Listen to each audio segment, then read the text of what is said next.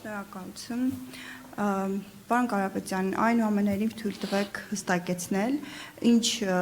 դերակատարում է ունեցել Վլադիմիր Պուտինը ձեր Հայաստան գալու եւ Հայաստանի քաղաքական դաշտում դերակատարում ստանձնելու վերաբերյալ, եւ նաեւ ասում եք, որ Նիկոլ Փաշինյանին անգամ իր թիմում լուրջ չեն ընդունում, այդ դեպքում թույլ տվեք հարցնել, պարոն Կարապետյան, այդ դեպքում դուք ինչու եք մտել իր ձևավորած օրակարգի մեջ եւ ամեն կերպ փորձում տարանջատվել նախկիններից, մասնավորապես Ռոբերտ Քոչարյանից, ձեր թիմակից եւ բարեկամ Նարեկ Կարապետյանը ասում էր, որ ինքը անձամբ երբեք առիթ չի ունեցել հանդիպելու կամ խոսելու պարոն Քոչարյանի հետ, խնդրում եմ նշեք, թե դուք ինչ հարաբերություններ եք ունեցել պարոն Քոչարյանի հետ։ Շնորհակալություն։ Դուք ուզում եք Նարեկը ստի։ Չէ, ես չեմ ասում ստում, վստահաբար, բայց եթե մարդը չի հանդիպել Քոչարյանի հետ, ինչ կանգնի ձեզ ասի ամեն օր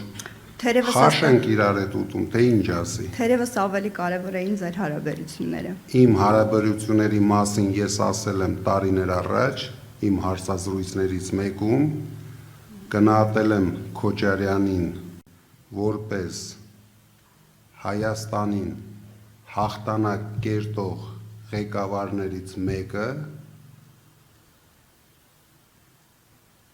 բայց այսօր քաղաքական դաշտում,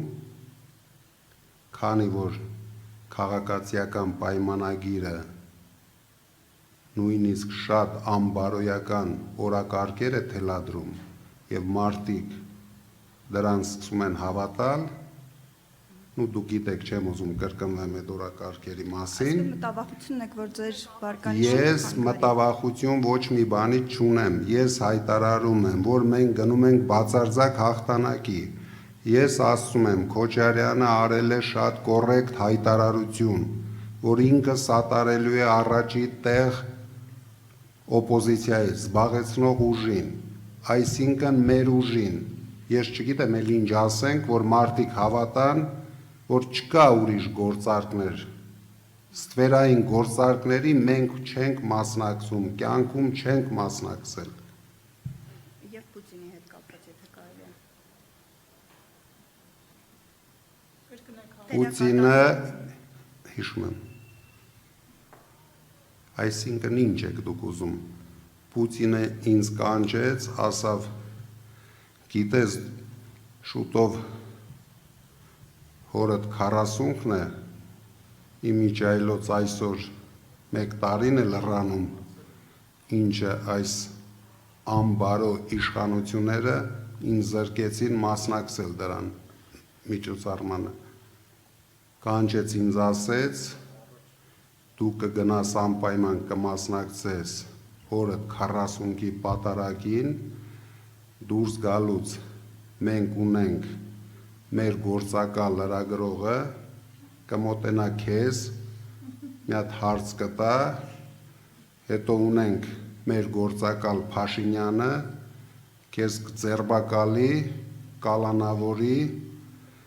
տանիք պահի ամենածանր պայմաններում,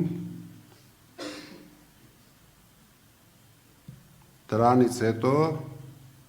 դու խելքդ գլուխդ կհավաքես, կմտնես քաղաքականության մեջ, կգնաս կհաղթես։ Եթե դուք այդպես եք պատկերացնում, ես ոչ մի մեկնաբանություն չունեմ։